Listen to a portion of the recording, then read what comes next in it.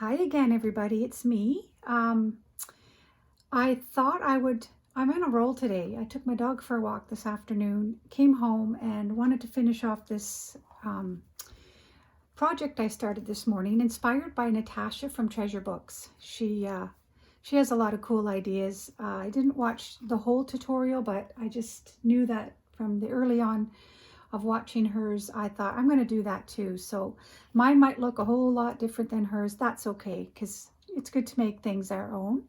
This is literally an altered Kleenex box. It's made into a journal.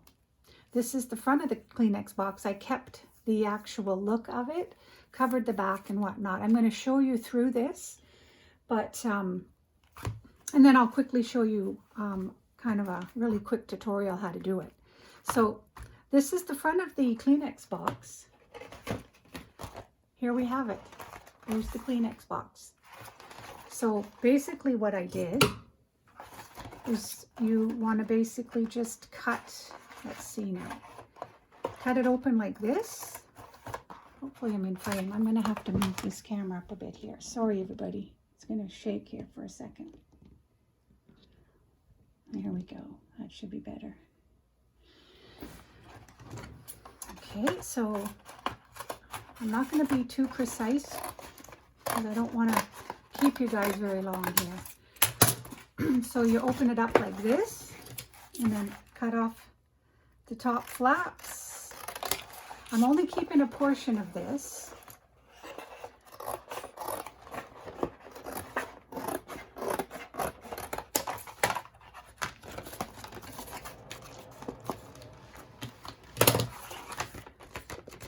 And wouldn't you know it, I cut it wrong. Yay me. Oh well, we'll be able to work with this. I'm going to show you here real quick. Sorry, it's my first one, so I wanted to kind of get it finished today for you. Since I'm on a roll,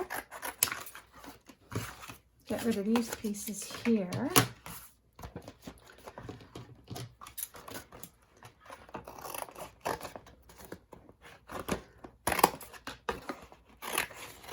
Oh, that's not a very good cut job here. Let me cut this a bit better than that.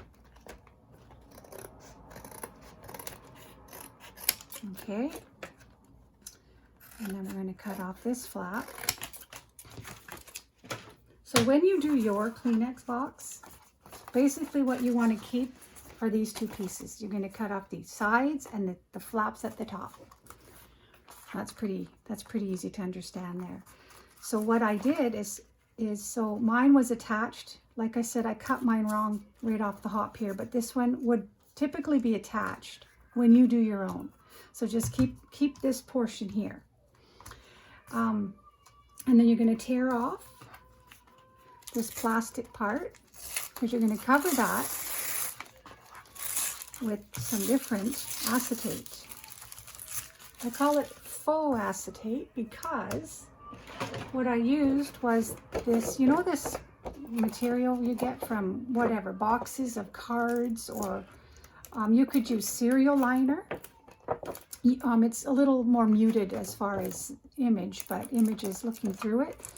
But this is what I used in mine.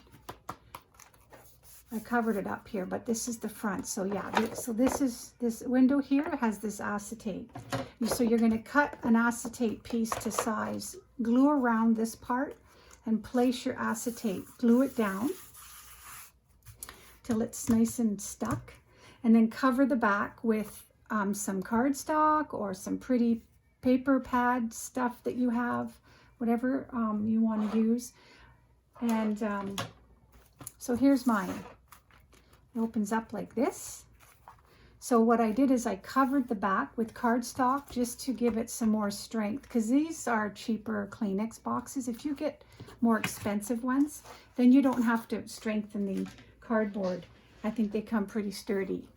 But I did. I covered it with cardstock, and I left the top open because I like to put tags in mine.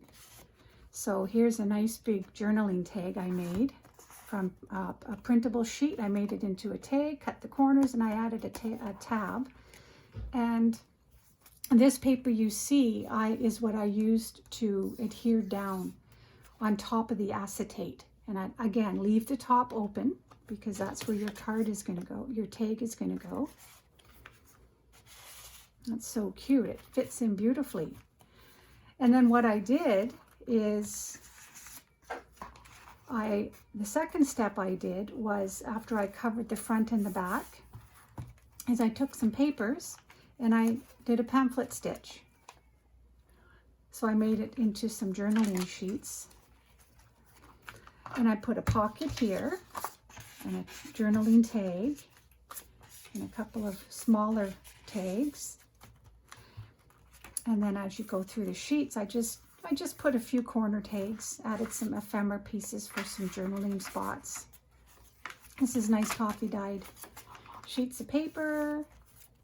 Added a corner tuck there, slipped in a card, a little journaling spot. Here's the middle of the signature. I just took the same, as you can see here, the images here. It's from one paper, so I just kind of made pockets just in different corners of the sheets, just for some cohesiveness. I'm a little strange like that. I like to have things somewhat cohesive, but it's not a rule, that's for sure. And then at the back of the journal, I covered the back part of the Kleenex box, which is this here. And then I added another pocket and some word fetty. And I used another journaling tag, added a tag topper. This is a cute little, whoopsie, cute little butterfly image. And I made a bunch of altered playing cards. This is one of them. Some lines for some journaling. I thought that was kind of cute. And that's it. Covered the back. So this is kind of cool, right? Used literally from a Kleenex box. So I don't know if you guys feel so inspired. Again, remember this will be one piece. You fold it over, cover the front. Actually don't. If you like the design, I mean, I like to keep the authenticity of the actual, whether it's a cereal box or whatnot. I try to leave it so that I can tell that this was a Kleenex box. Sometimes when you cover everything, you forget what you actually used for the actual construction of your journal. And you're going to place your, this here, the acetate, glue it down, glue a piece of paper to cover the look if you want, leave the top part open to stick your tag down. And because this is attached, remember, in theory, you're going to sew your pamphlet stitch here with your compilation of papers that you choose. And then it folds up like this. So you can decorate the back, you can do whatever your heart desires, but that's all you need.